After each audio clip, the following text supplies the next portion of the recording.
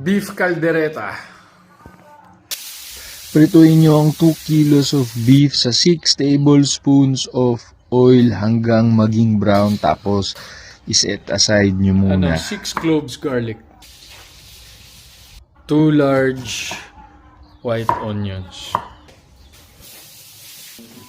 3 tablespoon tomato paste. 6 teaspoon toyo. 1 teaspoon fish sauce.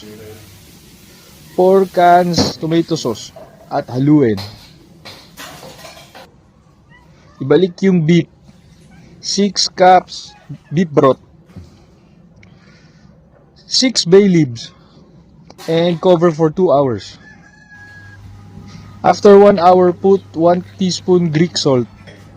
Tapos cook tomatoes, carrots, peas and corn and haluin.